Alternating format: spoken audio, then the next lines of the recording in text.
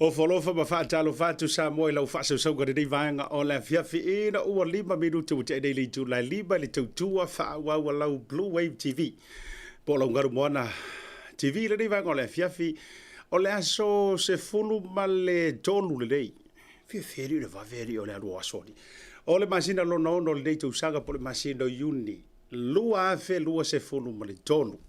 Ia ele folonga le fasonga wa male tu fola se le folonga manuia si o tato buturu pele o Samoa. Fa talofa ma o fatu lima ma o wofolo fantu. Ma lo le folau ilangi ma lo le tautua, ma lo sa ili ma lo le pali. E ele maratu wa sau le va na tiu tau mai le va na tau o lo ma bau pe lango le va na fawa folau. Ia wale soifua lau le leio si o tato buturu mai so se tuli manu. O le dei lava atu lau ma le dei ke lope o lo tātou iai o te whata lofa ma o wofo lofa atu ma lo le whata doa le liro mai awa whaafitai le tautua ainga whaafitai le tautua nuu whaafitai le tautua e ka le sia whaafitai le tautua i tu ma lo ia e mai se foi o le tautua atu nuu e au le tautua ma lo o ka se kele o kua inga kaukua i tono lo tātou atu ai mo moli toi le whata lofa ma le wha malo le dei taimi o le afiafi. O sa ma whai ngā le a veo lo tātou batino o, ia, e le olo ka unga ka. Ia le tala e mazani ai, ia whaafale ia tātou tala ma tātou upu. Ioi, o le uso, o le tuafine, o le tama, o le tina.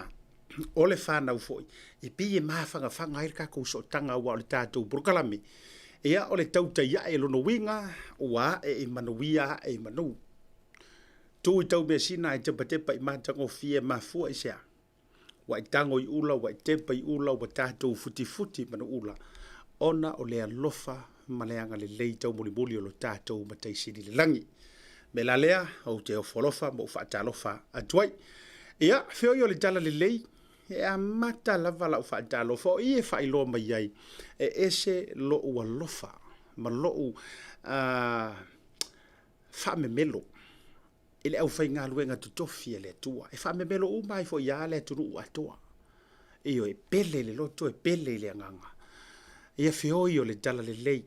Ai mai se lava e kal ia whawhia ngai ngā fo i o lo tausi no uma tausi e kale sia.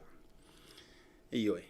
E tuli manu e fia o le lei ke lope mo tau fale tua. Fai fe au tā lai misionale o le au tā lai. Fai fa evangelia.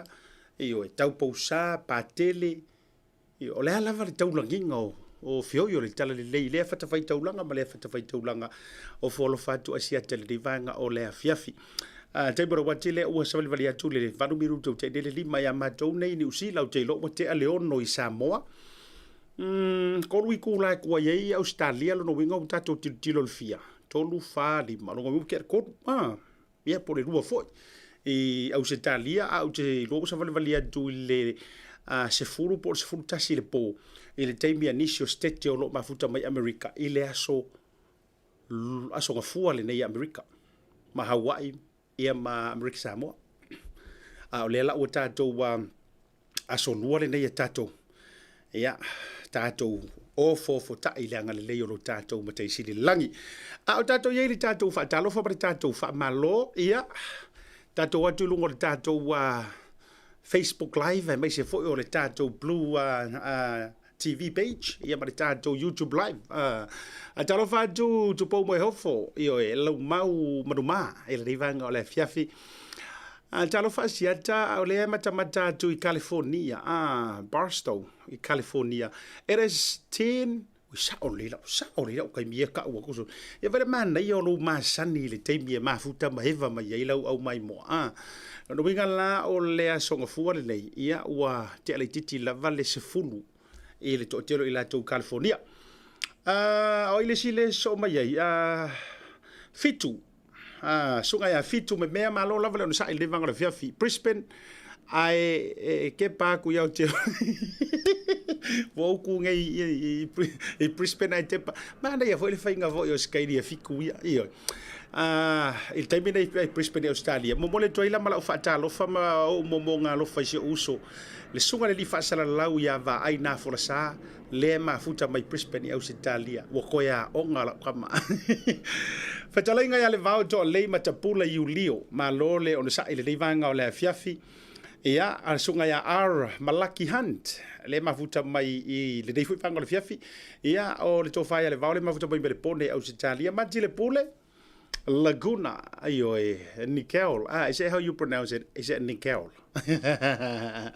Oh i le dei vanga le fiafi America Julie Manoa le mafuta mai mapusanga i America Samoa mai stato pati mo ila to mafuta mai le malo po le moto fianga Jamal le afa malo le soifo bruia le vanga o le a fiafi a leki a se ma to maftanga fo i mai i nei o kelani nga te leo Natalie Pele Pesamino fa tai le mafuta mai fa tai fo ile ono sai mai ka kalepo malo le soifo bruia be se fo le misi i fopo ia ma le sunga se i malo o le committee sa ili malo o le committee o le mau ma ngai fo i o le sua faso le mafuta bel diva grafia fi sunga fu ta i lu mo vai su a bulu fa dai mafta ka le vanga o le fia fi ia sunga tia tafa ma le tau mafta ka foi na lo le misi fo po me se foi la o malu semu nisi la vo o tolu o le proclame o le Tautai ia ma lo le fa to do ma lo fo le mafuta mai fa ta lo fa to lu o le YouTube channel nisi o tanto wo ma pa anga masani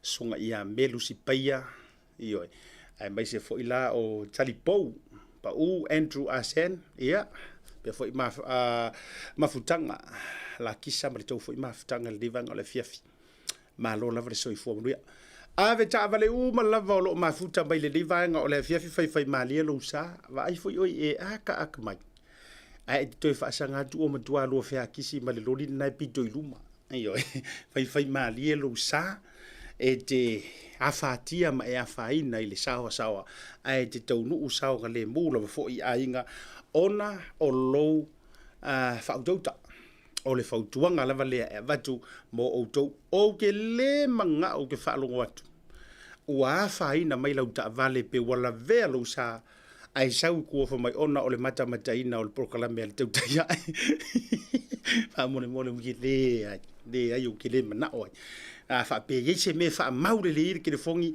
focus a oila wa ave ale la ka ngoi popo fa le ya kuare pisi le wala fa ata o ma fa ala umata ia pe fa ika vo wa ele ika vo ke le sa o fa Zawi matangi lau tala mata ena ata lo fa tu se uso ya mata ena lau tala ma tausi le mafuta bre divanga o le via fifa malulu watu o le taula o le ta au o le hurricane e to yo so fo ifetu o le langi risco ru to bre to maftanga me se fo io su la ai fa dai le eva mai nai perfi au sitalia mangaya kili isa ya le ala ya bre maftanga me se fo io lele tole fo alo lava le sa il devanga le fiafi lele misi ia ma le tou maftanga sina jangjek e le devanga le fiafi malo fu ai la o maua ma auto umalava i longo le tatou porkalame fa ma pu ele nga fa malo ma nga fa FTT le tatou Tasi Market le to sila ba ye tua tasi lava o ia Tasi Market e ole major sponsor le ale tatou porkalame le Tautai ia e ma le Blue TV i le va yaso ma le va yaso le ga Taylor Pacific 40 ba talo for voucher sau voucher tala o loa lafo mo Samoa nga Taylor o tatou fa ingo Tasi Pacifica le GI le fo tala ma tatou Tasi Baba va io o ue po o le ulu ai wo manga ma kwa ise le po o atiti ia le langa o fai mai la ulai ese foi le au le leo o kiu io wa matanga ki wo le au fonga umi io ai fai ko o kiu ia ma le tua tatou company la no sua le ColourShop se matafele le ga te le Samoa Tourism Authority fa pele Digital Pacifica ia nga te le Maota Samoa Service Stations e vai tele a fioga mbangu tia Bad Stewart ma lore so fo mruia livang o le fiafi raga te le sunga ya se yuli Eric Namulau ulu le mafuta bai fa pe fela sunga ya Avarua Piula malo lava le sa malo le fa to savea Brian so on lole ele mafuta be fol divanga le fefa pe foi la kisa so le fai fa dai mafuta le divanga o le fiafi ina ua se vali atu le vai le mati ile se fulu ma le fa minute ua te ai nei le tu la elima ma tua o le malo fa alo longia foi lungo le proclame le nei mo le fiafi o le fionga ia Vui Masinamua io le au te va atu o le sai le falefono o le pale mene le fionga ia po o le taba matua le usu fa salalau sui o le tato unanga i Samoa manatu lea nga or ka ko wa ka ku malo longa masani a foi mai pe ia le walen va le la ka pe ia la ka mo le sau va arengo mai le usai le walen mai lungo tato sum pe mai a tato fa salong fa business ni la fa Samoa o le o tau mai fa o loa le Tasi Market ni usila nei tanto o loa me tau lima ese mai Samoa e pe yo fue ma to launga tuinga matano Bluwave ula fala ula nifo titi furu mo fa pe ma nifo oti maleano no yo nisio me tau lima ese te fili mai ma fo ya tanto tau ma fa ese mai Samoa e pe oia ula ma fa pe talo ulu ma fa ise tau o fitel pala nei lo le numero lo o ilunga monisio fa matalanga le Tasi Market le tali o lona. Now that is beautiful. You think that's beautiful? Look at this. Nah. Waves without crowds. This is beautiful. No, this is beautiful.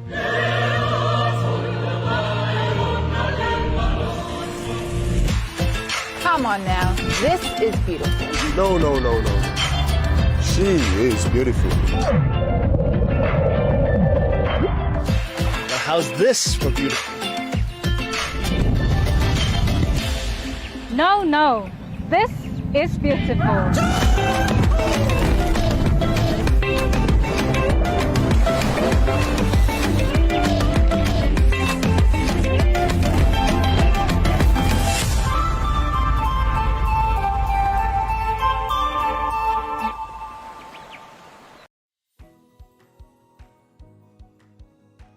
ColourShop Samoa.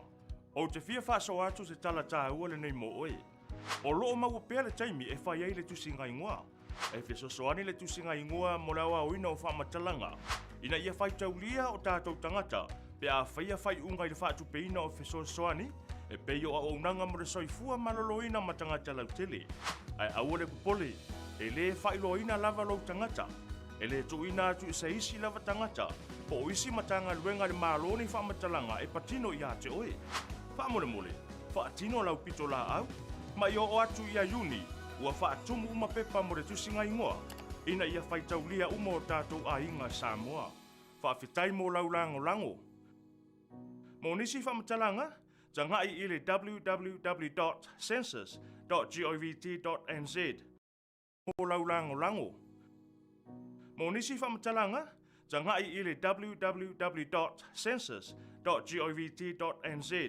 Pe vili le o valu selau, lua tolu ono, fitu valu fitu. Le ua football varbidu te je dele tu la lima ina ua toe te liu mai ele tatou proclame mai malo longa masani o te fia failo atu. Le ua maua le tatou so te inga male sui o le tatou Bluwave TV ia mai Samoa ona o le ua alu makama o va aia onga. Ya le la ua ki ngai ma le fionga ia vui wa tu langa tatou update. Ea ile nei fo ia taimi ona o lo vai fo ile o lo malanga fo ia le sui fa sala lau ia awale to e fa tu muina o la na utu tu langa wa o nga fa le tu stala o yo le fa talo fa mo fo lo fa tu ile o fionga ile nei vai nga o le fia me so tatu o tu Samoa ma lo le soi fo lau a pe po no o fo lo fa filo e tu ile to file vai malai a siata ia e mana tua o sam fai nga ia ma upu fo yo lo fa peo na lipo ia o samo malu tau ave ia o le foi ngama fa kasi Malaysia Asia kai Kongo le pale menge le so ai patalo fa tua ile nga fa alo ia ile nei vai nga o le aso le nei fiafi le tau fiafi ia i matou le o te tano atu ia ana nei ina o mai ai fo ia tau le banga o le pale menge le aso na lila sa mawai fo i se feilo inga ma le to telefo nisi o le mamalu o le tunu o fai malanga mai au te roi New Zealand, United States of America ma Australia. E sa mapevola na matou mafutai i le tae awana leila i le teimi o le palemene ia malana tau au fianga. I le ngang whaaloalo talo whatuai i le i o le tātou tunuu i o le tūlanga whaalupe ia manatua o pa ia le popo masale o le tātou tunuu. I koe o fo i se whamkalanga al kamalo whasale le anga. Oi, wae o pa ia ma sale avea ia wa uma na to tu ila pua ma wa uma foi na ai se tu tu ama matua kaku abele yuka malo lava faftai ioe wa lava lo va ia tui tua langi o ana ma le tafa manino mai o tata taulele e momoli mai ai lungo por kalame o lo tautai ia e malo manuia me uma le folonga se tata butiro ai mai se foi ia o la fionga ai o lau te loa sa e awai le tūlanga o le pale mene manisi o upu fai ia mai so mata upu sa lufi na i tonu o le Maota. Ai mua iau na o fesilingia se update langa ua mauatu le sora nafi ai wa pa uia te au no ufia fesili atu. Tūlanga i le lolonga matimunga na matua fai na i lo witu malo. Ia.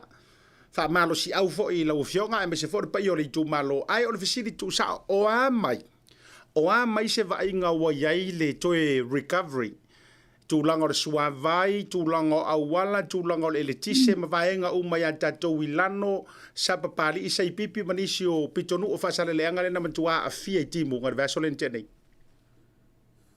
ma te asia tamatu fa fonga mai o tatu tunu o le nganga lava e aona mo i fai ese tala o le whaavitai i le tua i lana pule whaasoifua i le soifua ma le ola. Ia mai se foi o le tūlanga i pe o na iai le tūlanga foi o whalabelawe whanātura ma le o sifai i le tūlanga whanātura ia o sio mātou ho i tū malo. Sala hoi o le nā ua mai mo iai lo tātou tunu o le ngata i tama whanau a Samoa.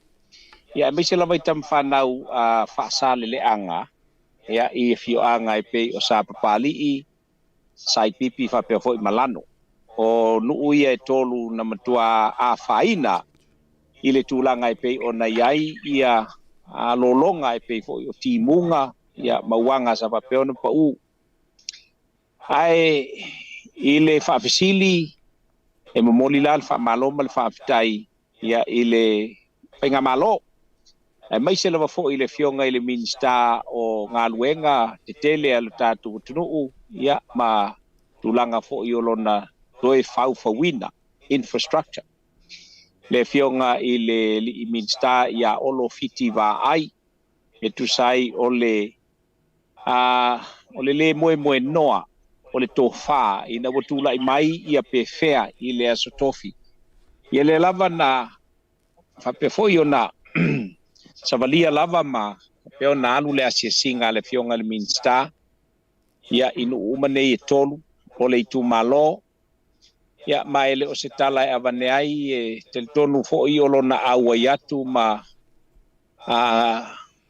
sila iai le pa ia o le itu malo fasale le anga e meisila fo i e fio anga nei ia ele leipe au fa pe atu ia o le fio anga o le fionga le fonga fitalai o le fio anga o le tamasili o na matua i tono o le palemene ia ma le a fio anga ia lea o lo o saufa iai ia le faipule o le itu malo ia o le fio anga le o lano ia o le matu nu tonu lea ia ae leanga o lai lalo o le bainga ia mai se foi o le tautua faipule o le fionga ia pesta vai foute vanga o le whaafetaila ia ona ua vea le asisinga le maawala na papea foi ona whaatonu ina ai ia le vaenga o le EPC e meise o vaenga o whalawelawe whaafose i matulanga uma whapena ia lea lava na vaia le mata alia pe ona sauno ia ilmin style le soi tonu o le palemene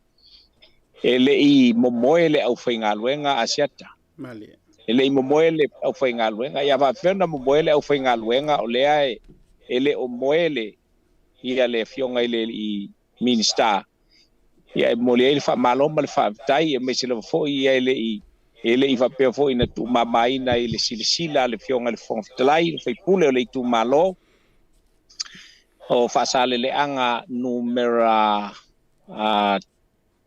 tolu numera 4 ia o lea na iai ia e whapea fo ila ia le whaipule o whaasale le anga numera 4 numera tolu ma numera 4 ia le sa awai umai ai I le teimin to ai tonu wai ia le asisinga le fionga le minsta ia si banga nai le whaipule le matu tu malo ele ile na ta ua lava I tonu le palemene le o se tala abane ai ia na sa no lava le fionga le minsta ia paule o le whaipule le imwhai na awa iai le teimi o na asisinga ia tulang ai o le whaafetai I le tua whaafetai le whainga malo whaafetai le minsta whaafetai to tonga uma ma to tino uma o le mtanga luenga ia ona ele ngata o le suavai o le tise ia me se foi o le vaenga o ngaluenga tele I le whaatino ina o le lato matafa ioi so swani ia le ua toa mai ai le tu malo I tu langa I peo na e lalava o tau mwhailava e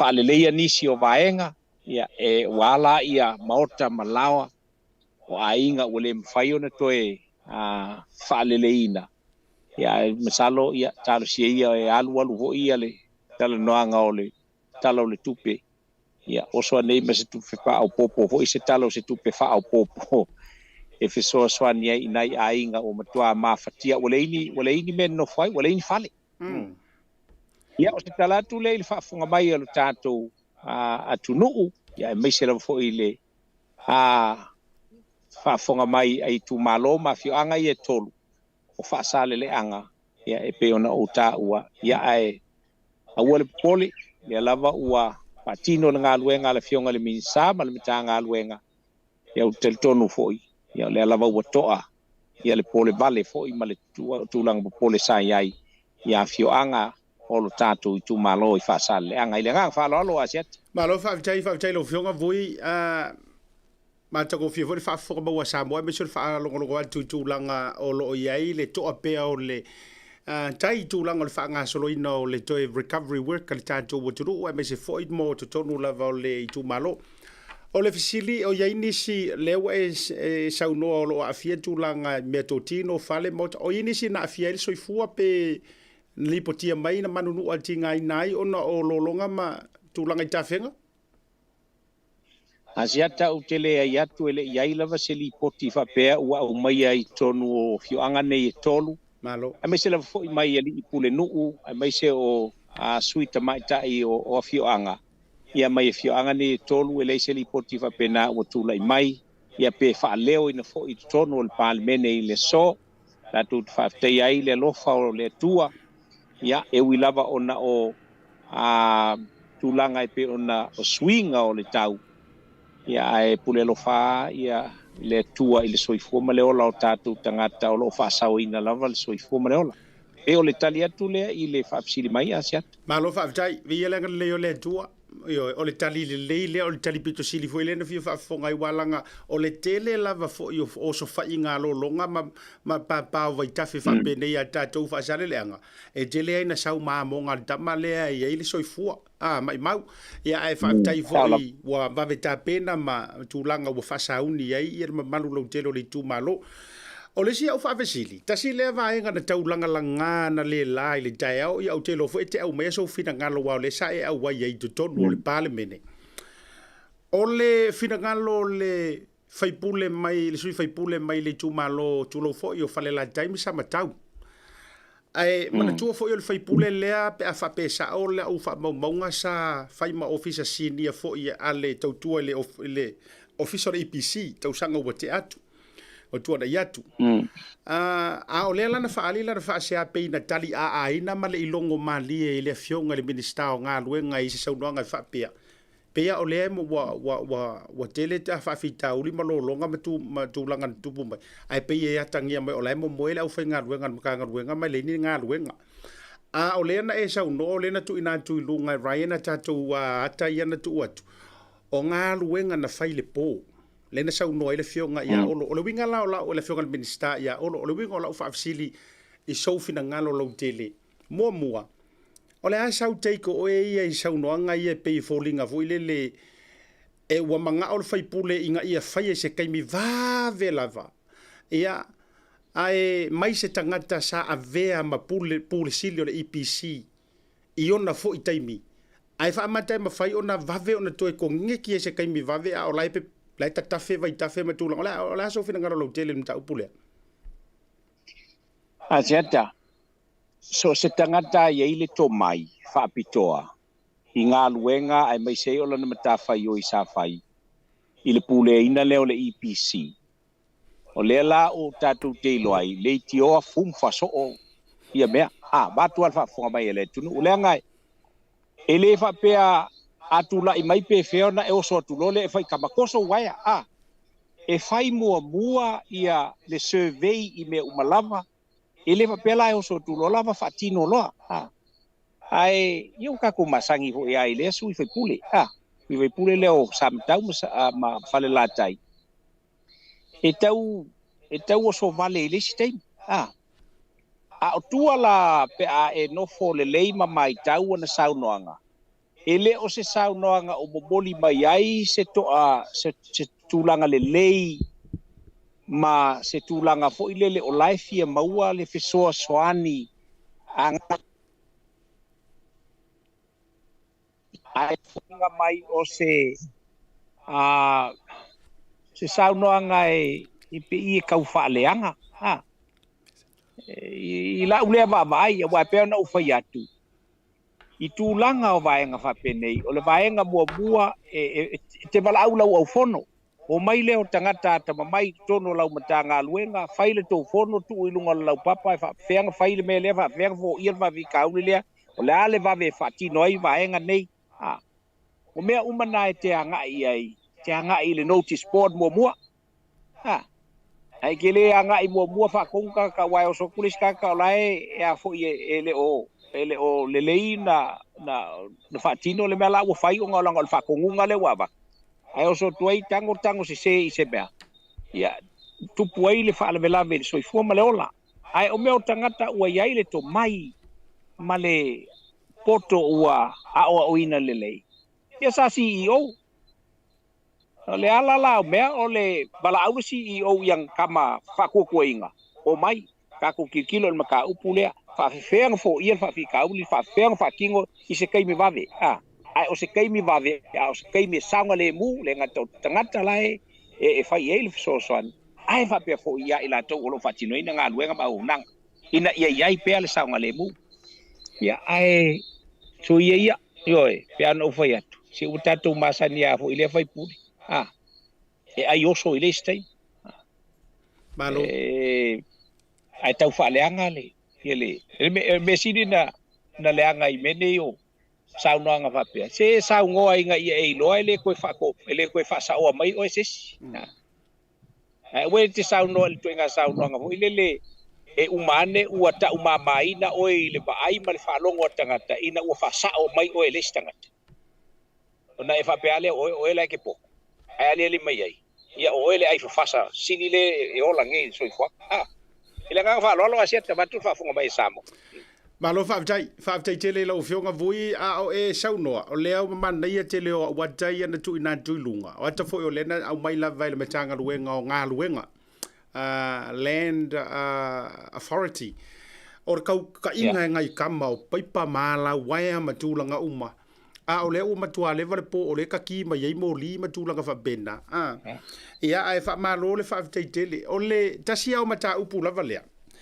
E le ngatai na ilona fina ngalo fo isa whaalia I le tūlanga malana whaasea. Ia ale fo ina toe, na ia toe sau noa I le tūlanga fo le o le whaapea mai e le iloa e kangaka o le akua anga ma le itua ana. Pe i tau le iloa ngala ku whakongkongu le me pakai ma le ina sasama ma tūlanga whaapea.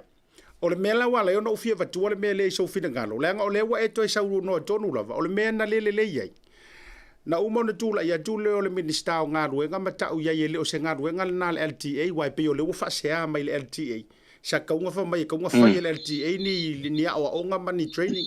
Ia ale lana toi tū mai lunga le whaipule whai o le tau I tū malo le whiunga pesta ma toi tau mai iai. E se le mea ngai ave ila ufa sea. O le mtanga ruenga o le tau na iai. a so fina ngalo ile mata upua wa kele mar kai mi alu fo ile le totonu le fono a I mata upu ano ala ufionga asia tape la ba no fa ya tun ba tun fa fonga mai lo tatu tunua ile le se tangata sa pulea mai fa ulu e se matanga luenga ia ona vave ona ia lafo ni fa matalanga fa pea wai e ono fuati ai fo ile te mi sa te ia amatan te patanga te mi fo yolana te inga pena lei pena fa le tonu ai ia fo ona manino ba mala malamba te tau fo ile tangata sa te ia se matanga luenga ma se ministry te tau na ia mala malamba lei ile vai ngai ave nga iai ile fa tino ngole me ile la pe ona na tula ia tule ile afo ile minsta o fa pule fo yo o le tu malo ana o fa pule fo ile te tatu tal no ye o fa pule ana ali al valvela be ia ese sele pe tala vo ye masane va ese sele la aula que salu ko kai lalo ele ole la aunga fa ko ke alu salu le ko ka ole si la aula le kala kuyo ya pe ole winga le fa matalanga vo ile Wala la fa se ange ile Ministry of LTA. Alai mangingo. Ole makafa yo ile LTA ele ole enforcing or kula fong. ali Ole kiu ke le ole makanga luenga ole leo. Ole kiu ke ole a fo ile makanga luenga o fo yo. Ole lands and titles. Ia ole a fo ole fucking oinga o kulanga I meio. Ole pasinga o kavale ma uma fapenga ai sanga task force foi ele la ko ke o enforce meia it's entirely lang fa makala el mix ka leo ma ko la winga mai ole la wali ali mai ai ya ole fainga sa fa ya I kai me mo ese se mali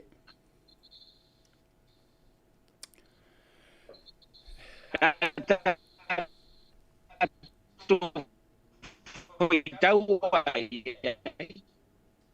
ina ua fa mala le ka ku wa ia uia mea ya le tu lai mai ya fa tai o le o mo te fa manino fa mala mai ya te ango fa ya ku uia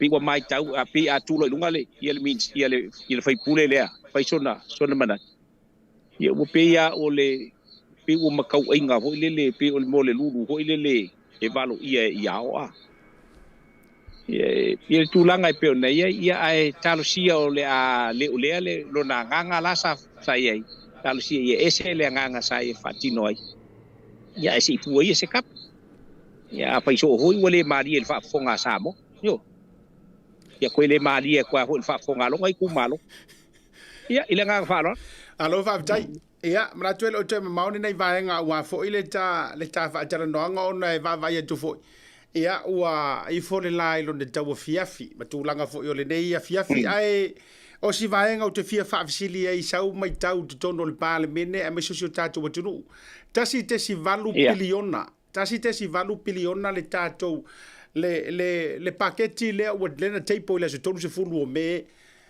o se leni matua te le lava fo I le polo fa soa wale talo le tupe lua felua tonu lua felua sfulu le fa o le asau mai tau iai fa le tangata tusitala fa le tangata waleva na mio I fainga fa polo kiki I tūlanga le tātou paketi le na tāpeda ina I le fionga na minista ma le official tupe ma lo fa tai asiata pe I o le tātou te mai tau ai I le sao o upu o lo telefone e le si tu na me sela fo ele ole tu atoa ele ole vaenga le ai pe ole winga la fa matalang o stama ho le pisa le ko lua ho le a pe se masanga le pisa so o mai tu le winga le fa matalang le nga ole tala e masanyo na la fo le elengi kupe pepelo elengi kupe ai ata tu va ai ile budget le wa tu ina mai ele fionga ile tamai tai min style tupe o tatu tunu o le uru te mile wa ausia I tatu se tulanga ma walunga va pe o le uka ko wa au mai kongua ele min style tupe male va engo tupe tasi te si male valu biliona O leo fa inga konga nga ka ko ai kala fule sa.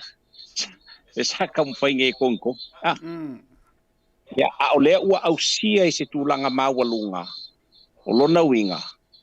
E ala ona au maia lea tala o le tupe. Ona ua mauti noa. O lo o iei tupe fatino ai. Ia fofanga al tātou malo. Ile ngang whaalolo asiat. Malo whaavitai. Mana ia jele le tala lea me se fo o le mo le talino I la tau o lo tau po le pole. Ai mai se I la tau o lo o iei pea le manatu whaapea. Wale ingi ka kuku pele malo, wale. A lena matua I o whaitau lava le breakdown lena au mai tua I le press release. Mai le matanga ruenga o le Samoa Bureau Statistics. Le vaenga le la tau te whaia numero whaamo mawina mai se fo I le tūlang. O matua pa wala lo fo I tātou ai tālafu ana I le malo sainga ai ka lafu le malo Japani ai tālafu le whalitupe o Asia ai tālafu le whalitupe o Lalolangi. Ua pa wala lo fo I le tūlanga o lo iai. Male polo fiti ua maua te tono si o tātou uturu. Te mana tua lava fo I le whaatala noanga ma le fionga le minista o tupe o iai Samoa nisi fo o taimi o malanga atu. Le sa ia sau noa I le tūlanga lea. Asiata. O le whaamua le ua whai le whai ngā malo. O le ave o le whaamua I le mea e iai le mo o mianga, le need. Wa umare kaimi lea nga ka ako so o ngā oso ai fua faulea mea. Faulea mea. Mana ia o manino ia te o sau no o te matua lava sau no ngale le fionga tamaita I minista o tupe. Fionga muripola na rosa. Wa umare kaimi lea nga o ngale ua e aka ko oso failea fale makaanga. Failea fale fu ile leo lea. A o le taimi le nei. Ua matua a puti le lei le malo tupe. Ma faa soa I le mea o lo o iai le need instead o le want. Ia, ngoka o ngā mea kala I kiki pauai o upu e lua no ta whaalongolongo I fo I o mamafa I le ingirisi. O le mea ta o le need. Ma le mea ta o le want. E pei lai fōringa mai. O le tele o tangata I le pe whaale fia ma sumua ngā I tūlanga o prokalame I whai le malo. Ai au mai le lai tau whaamua pe e kau li lifa le want. La so pe kau lifa le want e kau le lifa le mo mianga. La so fika ngalo lo fionga vui. O le tāua lava lea o le vaenga pe o na whatatia le tala o le tupe. Pe koe a on sao no le tamaita I minsta. Mai o le o inae tau na avea mata I ala sili ao nei me o a fuafuanga whatatia so se whainga malolo. Ia ave le whaamua I mea o lo o mo o mia. Ai le ave le whaamua I mea o lo o nau iai. Ia. E le o le nau a o le mo o mia. E sili o na tāua. Amo ele na sao no ai le tama ainga I le isi teimi I le whainga malo le HRPP. E whau ea ngā whale mai e ai. E mantua. Mali lam. E leanga o mea na valo ia e isi tai o le tunu. Le ala o tula I mai. Ona o le whalongo. Ona o le whalongo. E ese le mea ka o le whai o se mea inga ia whako singa kangaka. Ese le mea ka o le whai o se mea ina ia inu malie tangata. Le se senga nā me lua. So ia le tula I mai o whai ngā malo. O na ole whai mea ina ia whato sina ai. Tangata ina ia sanga tula I mai. Le whai ngā malo lea. I leisi whai ngā paloka. Ma leisi whai ngā paloka. Ma leisi whai ngā paloka. Ai umane. E ngā ole amo whangaka avili au tātou le mamawhatu o. Ile ole nā. E ole mepo nā alai ona. Na telele. Ia le tūlanga fo ile ole mativa. Le tango lima o tātou tangata. Ona ole ua tele le tupe whaalu. Nai lo le tupe maua. Awa al kupe maua lea. E ke ngau inga ia whaakingo ai mea umalava lai mo o mia e tangata. Ai a whaila e kau whaakingo aku mea alai whaamalu mai le ke leo le expenses lea ua soonga whai. Le afula. Ngā mea ngau ala mea kaku ke whai. Ai whaapetai ai ele wape o te whai atu na wape o au le tangata o le fast. E o leo te tautala atu le mea mia tonu ale tupu. Tulanga o le mea sai ai. Sa whaia mea uma i le tau mawhai na i whaato sina pea tangata masanga whaato sina pea tangata. Tua o le nā. E amo ai i al urufanga.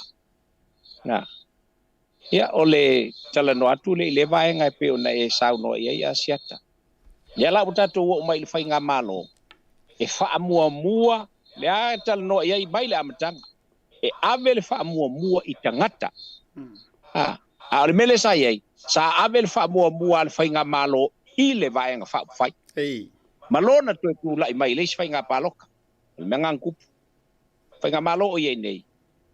E le o le vaenga whaupwhai e le o le whainga malo. Ia ave le whaamua i tangata. La le whainga whaakua il mele o le kasi le midionga o le polo keki o le kasi le midionga. Ia le u whai ia. Ia le u koe kaufukuli mai e. E koe sapa i awa o vai e ku. A le pipi i ai. E kau ai. I le ngang whaalon. Malo whaavitai lo fionga vui le reivanga o le afiafi. Manatu fo iwa lama fai una inisio le tafa atala noanga ai wa umana tuana inisio mata upui ai topia tu lava ina ia mawaiso fina ngalo wa fut fafonga mawa le tatou atunu. O le vaenga mua. O le wa sau no tonu wal tulanga le o le manu lauti e whainga malo le nei. Mo le manuia o tangata lautele. O le fo ila e to e watu ala utala walanga le ua tahau finei malanga nei mai saina le na sau le na so o mai ai valele. Mama kua manguia ia le mamalu lautele o le atunu. Le ai se ngiu e koe mau e au kafo au wala ua makua whaakau uma. Uma le au sui ula ma le au whaakau ula. Alu le whaipula alu me uma fale tali malo ngaluenga tangata. Oka o kaini tangata na manuia lautele. Ai o le tele fo i o le whaitionga ua sau tua. Ia ma le tala whaapea mai ia le ala ua vai atu. Ia e pe koe kiki a talifolinga mai ua kaufile fia ma le ofisa malanga fo i lea travel focus lea mai saina. Ia le ala ua whaapawhala mai nei la tātou malanga na mauai ngā luenga ma tupea a le tātou atunu. O le papolenga leilo uma vau. I uma e ngā wale whaapea whatu ato e resume pe to e amata ia setema. O le mea le sa kaunga so a tātou 5 so a. I whaakali. Me ane wo i fo anga i konga pe o anga i fiki. Mai maua atoa le manuia sa te tauna inu ai nei tangata. Vai aso mua silia ma le miliona le tupe maua. Ma lai vaalele la vai ia ma le crowning, ma le handling fees, ma mea unga whapena. Malanga lo na lua le fo ina tūlanga silia ma le miliona. O le kele, o le winga o lau tala i sofina ngalo lau tele. Fai mea lei, ua kele kala. Ai fai foi mea lei, so le ua makua sili le kele o kala lele. O lai sofina ngalo i nai Samoa le vanga. Ajata, ele upu fo ele whapapalangi, do not shoot the hand that feeds you.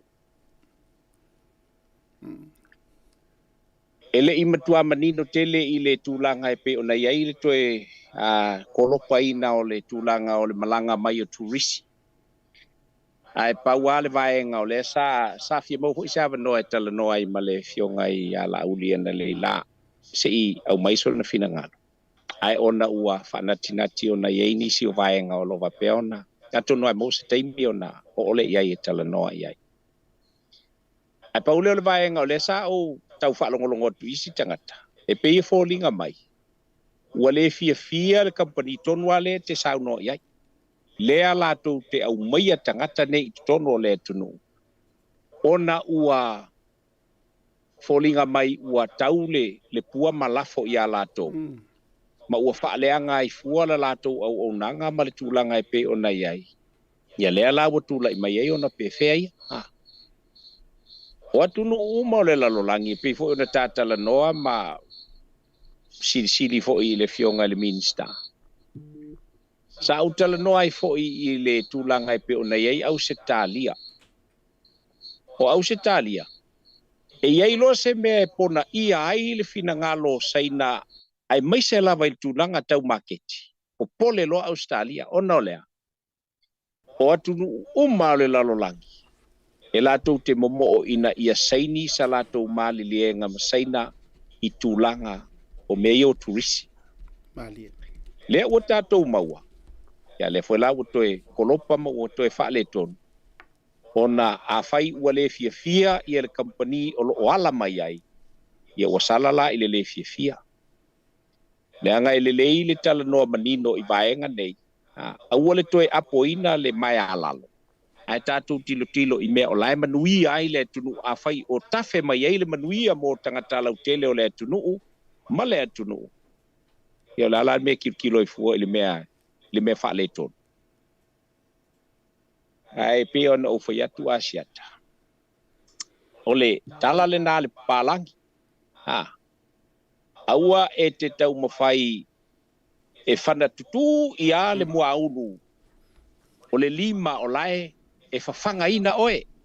Do not shoot the hand that feeds you. Lela ua le se vaenga e a ngai mai ai lea manuia I a Samoa. O le la fia ai fia inu I el kama. Ona ua o whaale tonu.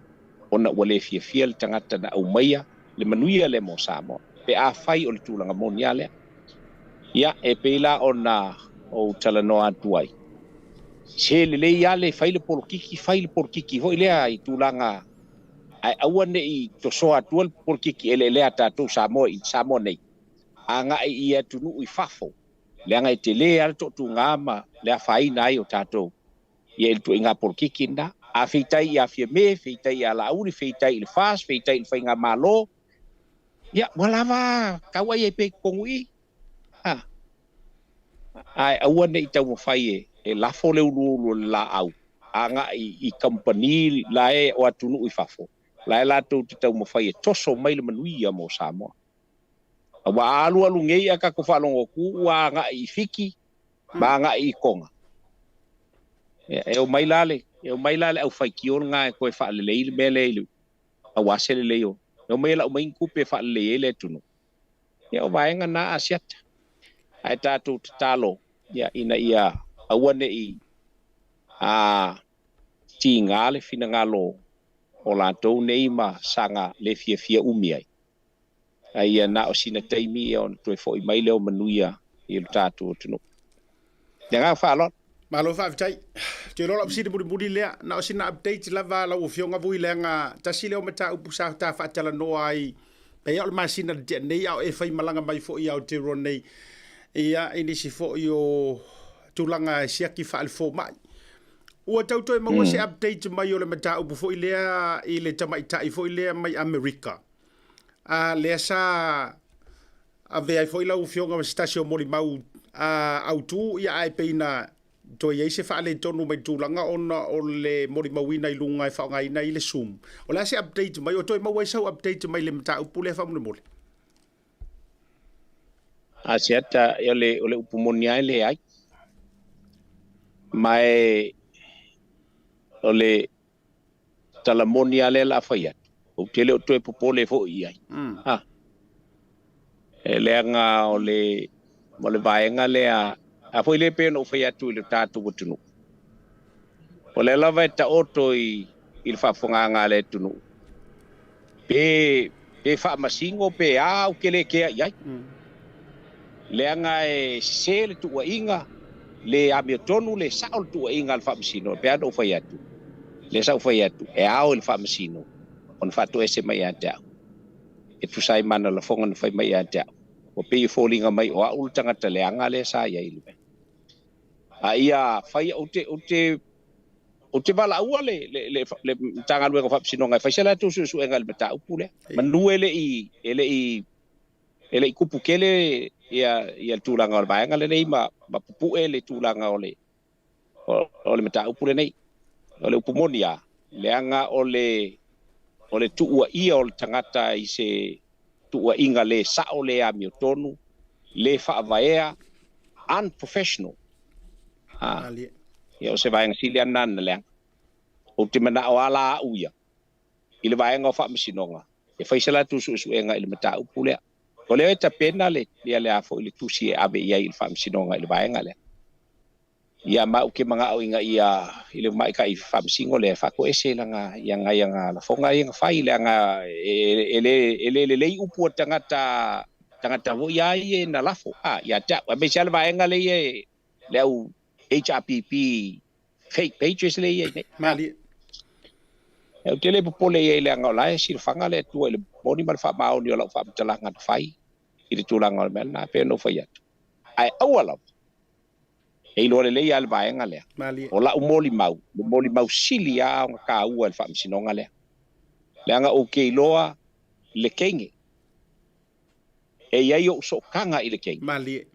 o ke malama ia ma o ke loa umalava nga pages ia nga fa nga mai le anga sana fa nga ina uma ma pages ia i lunga o nanga malecho ha ai ma fa nga provide uma ne yo tel no atoi pe ama na o famsinonga ole vai nga le pe na sa noi o ke le loa o le alme o ai ma o ke le ko fia i loa fo o alme lo ke fia i loa pe fa ko esel fa msing pe le ai ile nga fa lo Malo fa vitai lo fionga vui o le ua malama yurunga luma mandino le mantore vai le mata upu ai monia fo ia awa ole upu mongi kasi ngei mata upu le matua le valava ole nei lava ita otu o le lava wo mai ai si mata upu vo ile le ana nafi makipi kuwa maua la toi unga a ole nei lava ile ito maua lava sei unga wa tasi nei o nai mata upu te lo foi e ole atata pena ile nei vai yasu ya me se foi o lo fa no pia ito no so tato watunu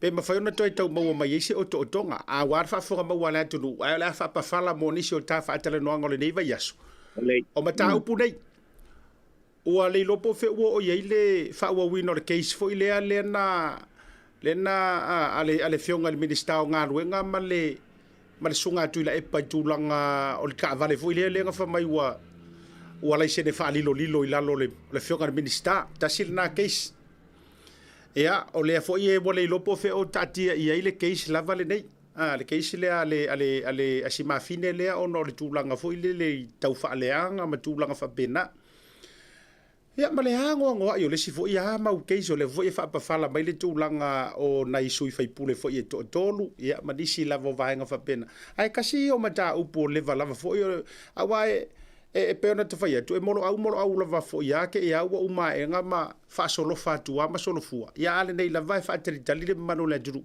po fe o tu ya ina ni na vainga ya la so fina ngalo ma na ya le ta vainga na ta sa ile le fo va ya so ma la va ya so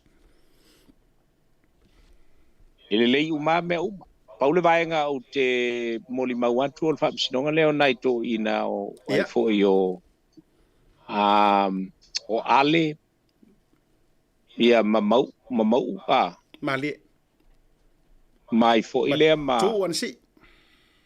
tu ansi o le ala o te loa o tulanga sama tu tala no ai nei to no falfamsin o yo le a fo parliament nai to ina no mai ale parliament ya la fu isa abi langon ile la tu fa moi o le ala wa fu fa solo o ile o tulanga la le wa ya taimil nei e fallinga mai e u ina te i u le ai se isi su enga fo ile ai o le a fa ya loa se tulanga fo ile e pe o se soala upulenga soala upulenga la wa le o mautino lava ua kiki fa fole le tua tuila e pa mali moni le tau fa u watu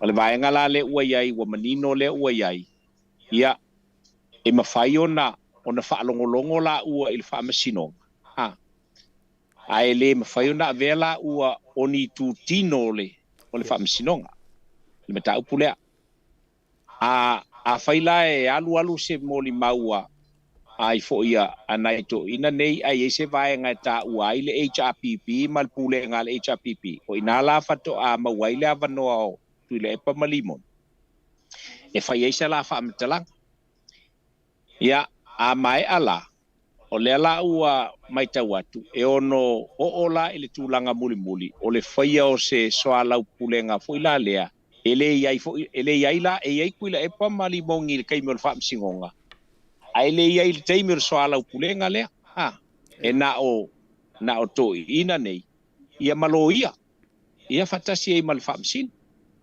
ma le vaenga o whamsinonga. A umayala o le alama le malienga e whai e lato. O na seini lima lole o lato. O na ave lole i o le vaenga le na. E ave o se whai unga e momoli o i le fonga fitalai, langa o le fonga fitalai le tanga. Ea, mali. Una winga la, e a te au ai e malau titilo i ai le mita upule anai to ina ia. Ia, la kalifa ke ua ave alanga o lea i lunga o le ngangale. Ia le mita upu ai e fōlinga mai e whai ngofi ale mata upu anai to ina. E wai le whape o se vaenga ho ile o se langa o le mele o le civil case. Ile o se vaenga te le ho ile o na whape ua whasi o ke sesi ma se kulanga wape. Ia i o tulanga lava ho ila lea ile tulanga o le ile vā lava ho i male tulanga o leo ese ai o lato male vaenga whaupu whai e mana o tuto tasi. Ia pese tau whapulanga le vaenga o le mta upu le ao nisi la mta upu pe na e sauno ia vaenga la na e sao aoi saenga ia tau na manino malama ile tunu ulanga o levana no fole tunu ma fatali ia ai al vele vol telo li poti o mai nei ilunga o a fo io le autostrada ia au mai pe i ese le vaenga nga ia tu singa e anga i tustusinga i le whasea anga i le whainga malo mal tulanga i pe ona iai vaenga o whapena. Ai le o anga i tonu anga i le ano fale o mta upune. Ia ka ke pe ia i ala koe. Ai wale lei o le a silila ona tanga i ai e su ele lei ia mta upu. Ia mo le nei vai aso, ia po le vai aso. Le anga o le ia le uku kuangia le vai aso le gei pe a umale pale mene. E te le lalo tutungia lea whale ainga lea e whianga i ma. Ia, o le vai aso fau. Mautinoa lai mwhai eo na anga i atu susu e lei mai ma ta upuia mwhai wad wheloa i le whionga le minsai a olo ma au maiso le whina ngalo. Ia vanga na ona o le mta upu, po le mta upu o lo o iai se vaenga o lo tau mi ai ma tau whio i tūlanga whal tūla fon. Ia ona le mwhai leo nto e susu e ina sesi msisiri ai sesi aka uia ku sesi awala se fesiri anga il minsta ilanga falola se alo fa lo fio vui le vanga la fia fi mana jole a fa e utal ta fa tala noanga mori fa malo malenga fa te tele la fionga tu sai o le ta so te inga le vanga la fia fi ia ai ona e ia fo fo yo le dei yaso ia ai fa bruia la vale tu fa te tele ta tala to me se fo report me tono so ta tu o be sili matawa o le nai o ina sulo le masina lo so fu la le ia ai la foto fa mai al ta fa tala noanga le vanga la fia fi ta fa to fa lo fionga Tautai asiata, ia, muli alfa malo mal fa tai sai o tatu ma tanga mal tatu tunu le vai ngole fiafi pa wa lea. Ia le be fo ile nau ina ia tau fa matala tala se vai nga wal fi ta fa fonga tatu tunu ma wala ina ia ole afa peona a se ai ia se moli mau. Ai ole nga mau lunga lava ina ia tau fai fa manino fa malama ina ia to alfa nga le tatu ole tatu tunu. Ole asfa fonga mai o tatu tunu i se talo talatu ma se lagona fo i faalia i mata upu o ofisingia el to faia asiata. Ia tel tonua o le nai ina le to fa e batele atu i lo tatu tunu a fai fo i ua so polangi se upu se tala ma se anga ma se tanga. Ia o tel tonu e mangalo so mato vai. Ia ile to fa tupu ma le fa autanga fa fale upolu o le tatu tunu e meisio fina ngalo fa le tua o le tunu. Ia ono se vai inga. A fai ua le taula uru le utu fa fonga mai se tala no atu. Ia, tala al tusi. E fa fiku fo ia sia. Le na, ona se le abio tomu i le aso i tasi. Rona winga. Moli maua Yesu i e leise abio kongu i lalo la. Leise tonu atu toa. Tatu tau mwhai ina ia o la fo i le malosi e o iai lo tatu suenga ma le sili mata upu. Ia ona ua paulava. Ai whaatonu folau mai pēr le tua. Ele o aua ole langi i le silwhanga le tua i mea umolo tātou whasoa matala no ai. Ia wha moe lava i le talo lilo le tangata ia. Ia i le tua wha pulam wha malama ia te ia. Ia mea moni uma o mata upolo tā whasoa ai. E leifo i se nganga ina ia watu ni ni fale tonu ai tu uni lelei Ia. o le nganga maulunga ina I fasoa I le tunu I le tūlanga manino ma le tūlanga malama ina ia whapeo na manino I le whafonga mai al tātou tunu I lana mai moanga ma lana whafonga anga. Ia, alufangi e le tua u whaiva I le nei fiafi. Kai. Toi teimi o toi mafuta ma le tātou tunu ia. Tautai le tua I u whaiva I le nei vaenga o le fiafi. Ia le tāpo inga foi o le tātou tunu. Ia, tala noa e loo au mai ai le langi le tūlanga o whamala mai no nei matau. Talo e este mi tātou toi mafutai ma whailo ai. Ia inisi foi o vaenga e whina ngalo iai lau tō wha asiata e wapeona. Whapulam whamala malama ilu. Tāpo inga alu tātou tunu. Foi mai le vai vainga o lau tō o ona. Lau tō on masani nei Vui Seigafolava Masinamua mai lu tātou tunu I Samoa nei. Ia, mo le au nanga ma le tautua al Tautai iae. Ale Bluwave TV. Aso I fua. Alo whaafitai, ia, whaamuru ele tui teimoro nia fiafi, so o teipea. Alo whaatu fo I mo lau fionga, me se fo o pai o le ainga, me su tātou tunu soi fuamu nei teimi. Soi fuia. Ia, o le tātou wa so o teinga masani lea, ma le tala o to fo I o le nei fiafi. Ia, mai lea fionga ia Vui Seigafolava Masinamua. Mai lau whanua si o tātou tunu I Samoa. Tātou atu le malolonga tātou fo I mai. Fai tātou tu mai whaasoa lai titi lea. Au pali tātou proklame, ai sao lei. Moni lei vaenga nei tau te, o le kele o le mau keise si lei nei. Ua matua lei loa po fe ua nga iai. Kasi voi la lea keise lea ute vai atu le awha mana tu bai le manu lau telo le aturu. O si mai kai foi ngale le nga sola I fiki ya, le nga lulang keke nga vale le fiki. Te foi atu. Ia po fe foi wa molo au ia le na vaenga ia o le si case o ska me ki foi le mai le fio au se matonu ia fenga io si atali ia tu au o le kele foi o le upu martala tatu fa so ai pe mai tatu fa salong fa business ni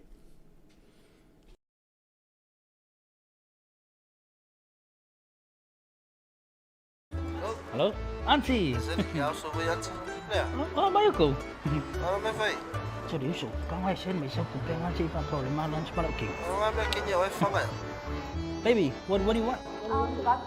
Barbecue. Okay. Chị Phong mua đi số đi. Thanks. Love you to the family. Okay. Hello, Vaku. Yeah, ba Auntie. Barbecue? We have the barbecue, please.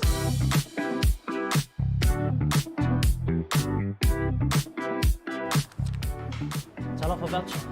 Thanks, $1 for voucher. Do you know how much I love you? No? No. ColourShop in Maota can brighten up every aspect of your life, from interior to exterior. You can change the look of any project you have, from auto to home, around the yard, and everywhere else. Bring color to life with our selection of the best paint. Come check us out, because we're more than just paint. We got bush knives and a whole lot more. We're the folks that will help you kick that drab right out. So come into the ColourShop in Maota.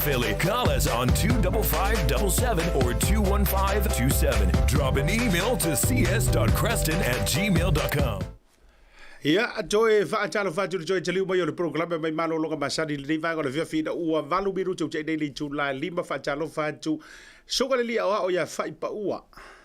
Talo ia kopo. Ma le wharitua le mafuta le nei vanga o le whiawhi West Auckland. Ia, ma se o le tantou au whaili le Fantastic Band. Sunga ia tuali. Iyo e asiata ma le wharitua pe se fo o le au whaili. Iyo e ma le tamai tai pese longo aia Christina. Iyo e whapia whailala uka mau o ka mo ai ongo ia male au faili lau fongo fifia maro lava timu bola fa pe foi etimani le mafuta mai Oceanside in California tina ya kolita went fa tai mafuta mai se foi seti lautonga ia mari totele o tou lena alo fa pe foi songa fuatai e sala tali matasi io tamaiti ana io tamaiti ole falea ana le fu se mai lunga songa talk wiki ia ma to tele la vota to Joseph la ulu ia to fene anga solonga ma to wevanga Joseph farisa e le o faia se morianga o kenge le anga sola le vale le mana ia vai la le mana ia o tato ia e pe sao ia ta lo fo ia nora soka pa pe fo ile le tau mafutanga sunga ia fania Mikaeli pe ala e sao e fo ile le sau noanga sunga ia le tangata le na fa pe mai nei ele i se mori angor kengele nga so lai fiki pe ia sao I think I agree with that o tu langa le na Graham Cowley, whaftai whaatalo whātu malon mawhata pe whuli wangara fia fi Herman Courts mauto uma e le lunga o Paul Kalame tōne se nona malo lava soi fōmanuia whaftai melia whaamoana mauto uma lava o le vaenga whai ule ano mana au te whaasoa doi di tātou Kalame mai se lava o nonga ukam kusi lalo i e sa o le leia o le tele o tātou cases le la ko yalo le ko su engi mai mo ka sa o ka mi ke sa va kala ngo ali er ko be singa ali le ai le ngo nga familia ia o le o walo le talo fa se o se luka se so malo lava me se fo yo o tu lava ke o misi se si o te ita me te ulanga o to telo ta tu no Proclame ai o le kasiranga case o case o le sunga ia o le fanga solo ge case o sunga malele Paulo po King Fai Popo o le case o si o le teine lea lena tamaitai foi le sa me America lena matua te lea le fai upu masoa po pekinga e po i suafa le foi e faatali le na case o le si case o le case foi lea o lea foi ia o le loia sili le sa i mua tamaitai foi lea sa vale noa ia o lana tangi faasanga i le fionga tamaitai pale mia ma fa pe o le ave ese o ia ele i tulanga ele i umalanga terms o wa uma tulanga fa pena o le ango ha yo mau cases o ingi si cases o ko sira fiali o le ai ia o case le na le fionga minister ya o lo male sunga tula epa o le case o le case foi le o le foi o le mele na le na tangi e foi ia sunga tula epa ma le pule ile umi ke le o le mele kukuri ila u fa malolonga man to foi nga foi le case o le mele na e ole si foi nga case le ava tu foi ole fa sanga na ile tolu le na sui fai pule ia mai e tu malo foi e tolu le na filifili o tuto tas ole ngo yo le mau case io e ole a to tau ma fai tau to sa ili di mai na ole fie lo lava po le a se tala mai po le a se update mai e ai po fie fo wa o ye ya wala ngai fai fo ya moro au wa ke ya wa uma kwa male pisa male yango ko ya ai mai sela se eta te fiu e fa ngalo ke isile ole o si tama le os ka miki le po si uso po si atali ile sa maliu na o solia se ta vale vai kele so ngai atu au o nano tal noa tur ke isile o le mo ke au loku mo te au lotu male uso mongi la vole o le sunga tu au fanga kai la fa penga sa utala ia o le fo ia maua ngai so kanga ngai tala noa ngai le ainga ia awa o te fatula te tala o le upu mongi ai anga fa kanga mai er makanga ruenga o leo ai se ka ngofile au kuskala su el maka upule ta ilo fo ila wadi ia o ngai private investigation ia pe tu sa pe nge wale vanga mawar ke sor kamera o le upu mongi alna lenga e ia le upu fa sa moa male moa fitala ngala tu nu o mazania e asale faiva ai le asale masalo ai la ngonga yo kingo le makangi ele le e la ngonga fo yo kingo le mele sao na nai upu na tau to vai ile makango le investigation a kama sao e fa pena o te li loa pala ma fu anga ya lua ila valo ma fa le case o si atali ile po si fo I uso o Samoa winti Eioi, winti se kama I Samoa. Ele ai ma se mea e mawhainga lilo. Ai ua matua ma ofa lava. Ile umi ke le ngā. I ore wa close ore upu mongi ala ngā. Mo ila tau foi lea lea tele na fisili mai po fea ua fai ele keisi le ngai. Ia, e fai fo ono tau nau mai. A ole ma tau fisili so. Ia o ia ka ke musu foi ko o fa pembe o mingi sky kia o sia ka se o efisi so ke ro umang fa ya kala wale o ko ia wale o ko lokear ke isi nga O le winga lai tau no foi le loto ma tau whaano ele si taimi. Ele o le mingi skapa o ai lava. Ai eise makanga ruenga ka kaua o nga ave i whaasea. Makanga ruenga o leo. O le winga o la te tala. Ua ngatai i. Ua ngakai i le malo losi o ko mai. O le su enga o ngei mea. Koi fu. Ya, ai ui o lea. E fiu ale sa ele kamiki ma ko sa vai fa va e yo e sol la le kullo inga e amio le yo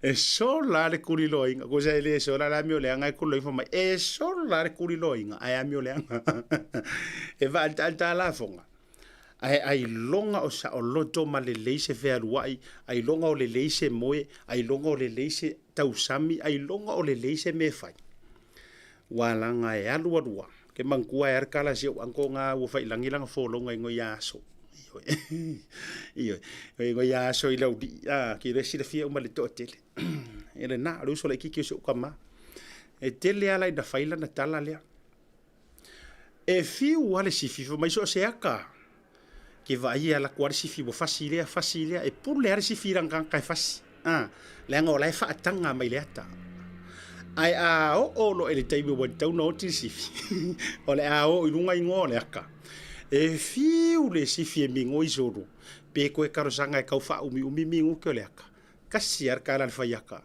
no o le atn le me o le afa solo ilunga ingo ko e pauan me le so e o tiro oi fa solo ilunga mai ingo o le ngala e ke kami kamilava io e ke kami kamilava ai ea e fa solo ro ilunga ingole aka e o tau fo ina maua o ele lafi o le vaenga lona lua e fio o yeisa u fa so e o le vaenga lea e se mai tūlanga fa porkiki au te manatu e tau lunga ai na u fa so de vanga le fiafi ai antonu fo ia o ngale to e tu alalo ma le fa so atua al porkalame le ngo le ngo porkalame le yo le tautai ai ia uma mea ka ko ke faia wa e manuia faiva o tapu inga ainga o ke ia le share solo mai ni solo wa woma solo le share solo mai le to tele se video a o le video le o se ata o se tasi o li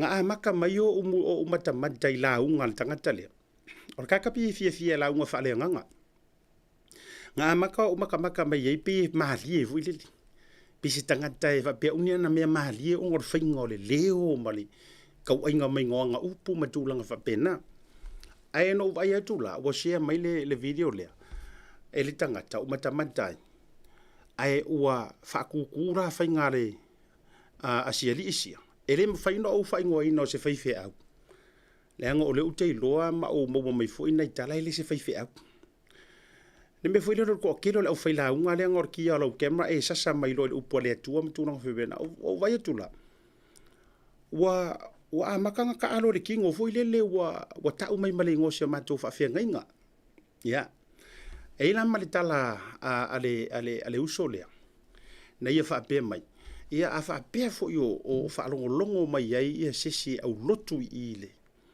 i se mato fa fenga ia e to te lo ke fa malo ele o fa fi au te lo o afia fi uma ila o por kala melango la tapu ia foi fa va le por kala me so nga basta waita fata e au fa no kula o fa pe me sa nganga ka kale afa pe foi la le fa no mai o ele loku i ye kango e challenge ku lo fi au e sa we fa se ma ko ki afa pe me sa fa se ma fita wi i o po le tua le wingo lo tala e me se ia mata upur sfurwa now ele haru kile la utala i tulanga o ngalenga o te faalo alo tele au na tofia le tua ia ila do o lo la ngaina le upu fola le tua o lo kausia la ko ekalesia matausia la to la fuma mo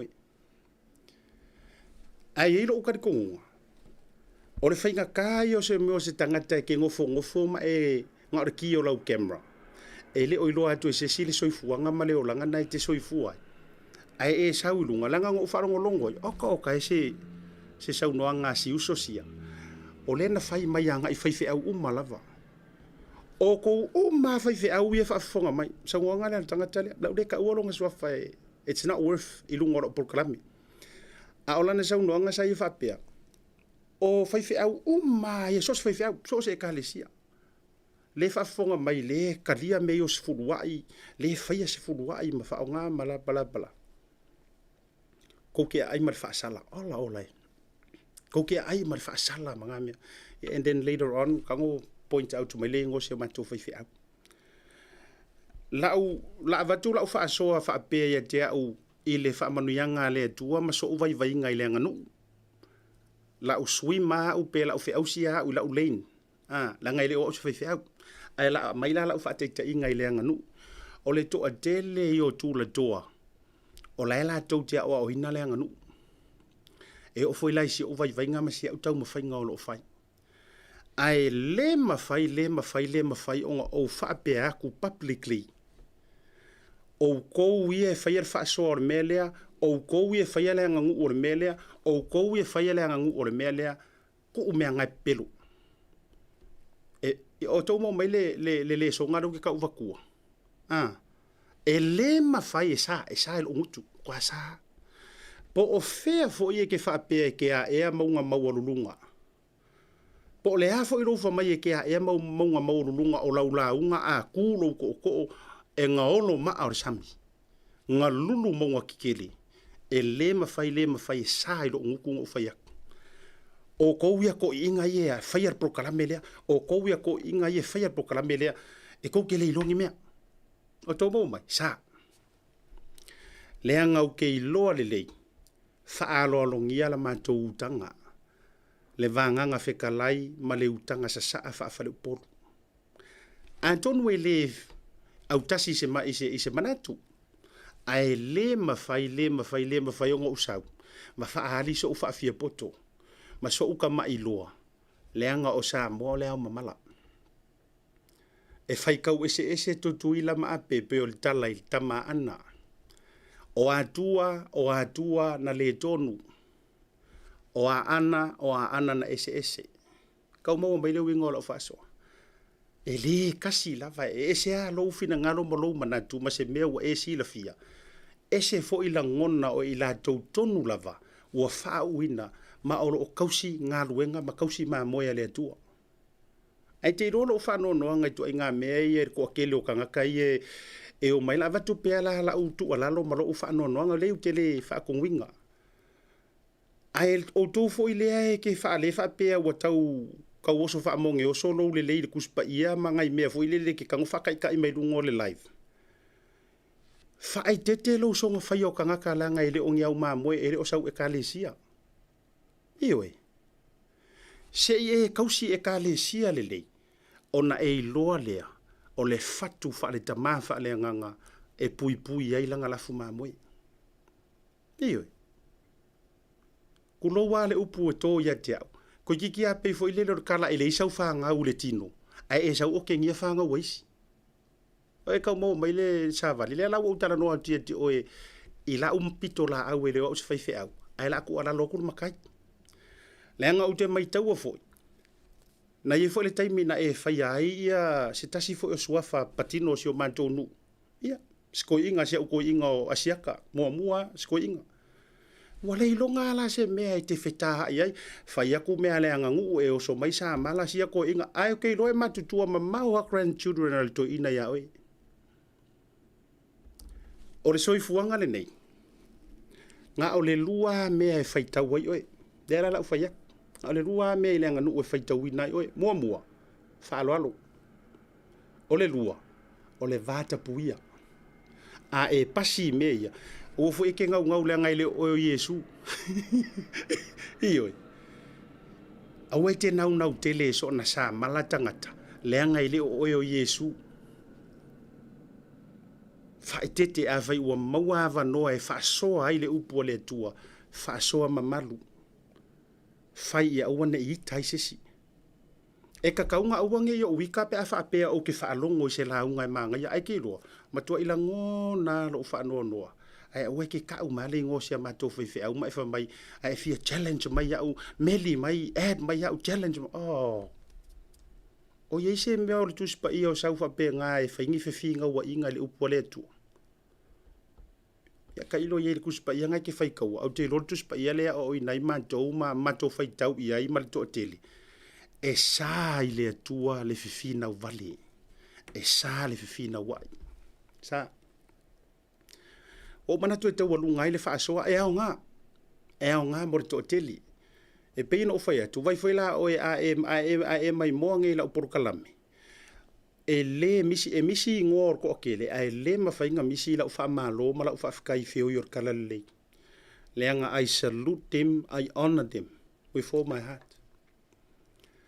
Ai a o ka whaalongo aku la whaapea, ai o mai e whaonga, mai ia le lau, ia le upua le atua, e whaali mai ai, mai ai lo oe la ngona whaalitanga tala vai.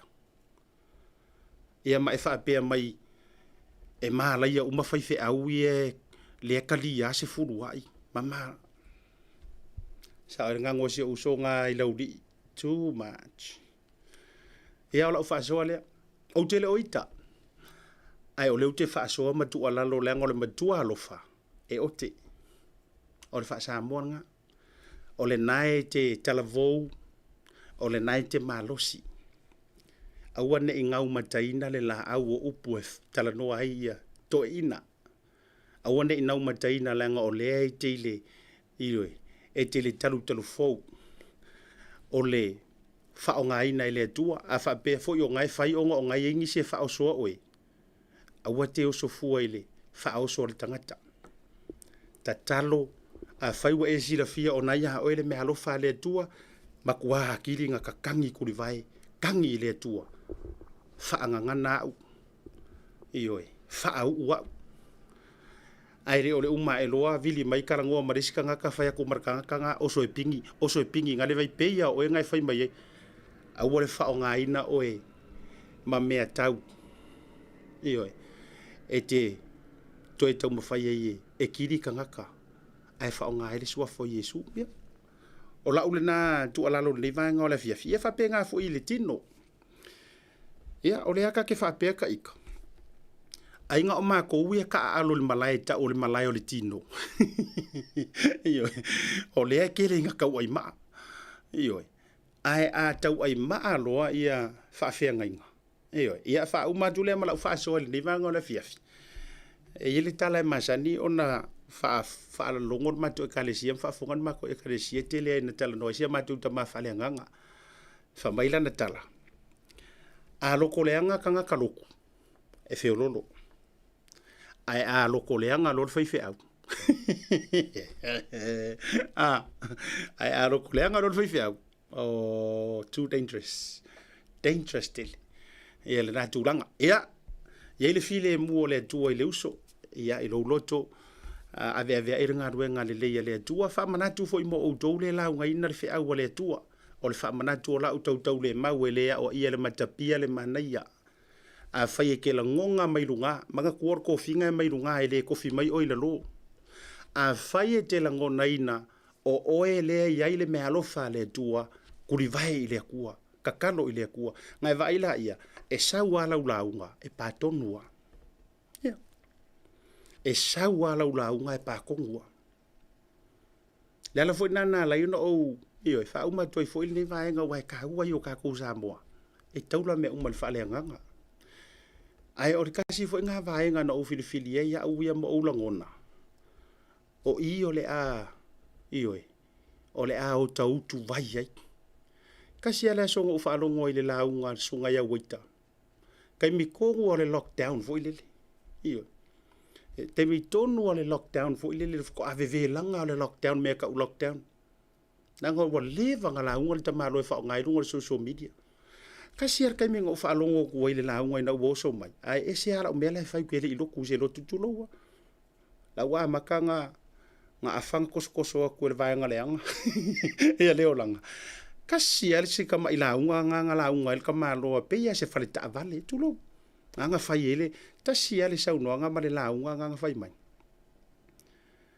ia hola le tua i lo wolanga kero e pa kongwa i lo fa pa tonu i lo to fa pe e sa o le fa mai sa o fi au ya e ser me o lo rapelo e se me o la fa folinga fa mai ma tala fe au te mana tua lava upu na la unga songa va fe ngai wa ta fa mai ai ai se ka kaunga mua I o he lo wolanga e kaunga mua I o e fa finga ngai ke ro ngofo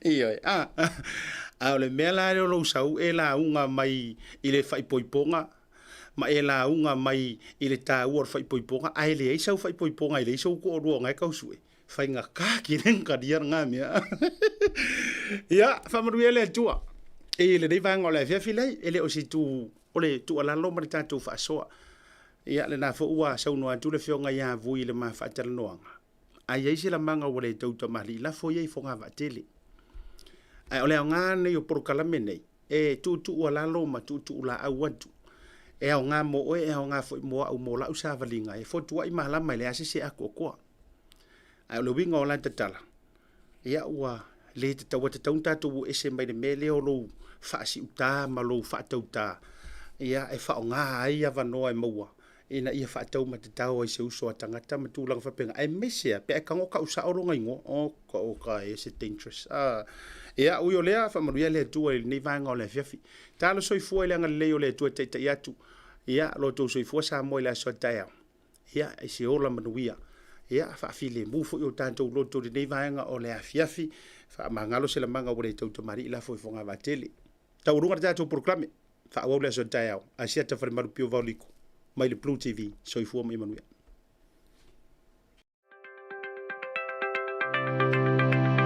Seigafolava o lo ingoa o Lua Hunt o se tasi o Tasi Market mai le Pacifica Family Health Group.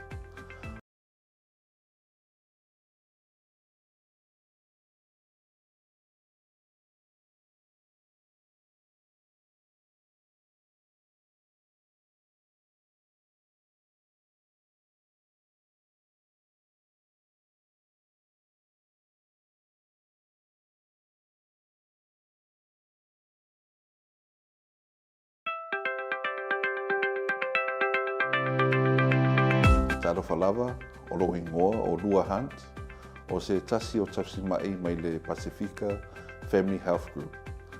Ua lata mai le tau marulu ma ua ngā solo le polokolame o le tuinga o le fulu. E whaia fua le tui o le fulu e le ise tutongi mo so se isi e ono fulu lima tausanga a ngā ilunga mo tātou Samoa ma tangata Pasifika o lo lima fulu lima tausanga a ngā ilunga mo tina ma itanga mo la tau o lo o maua i ngase tu mau pei o le sela, le suka ma le toto maulunga mo tamaiti e ono masina i le fulu lua tausanga ma la tau o lo o maua i ngase o le mafau su mai a fio mai e whaatau nuai lau tui o le fulu ni sela po le tui o le COVID. Mo nisi whamatalanga whafsota i mai le telefoni o valutelau tolu lua o tolu. Whaftai.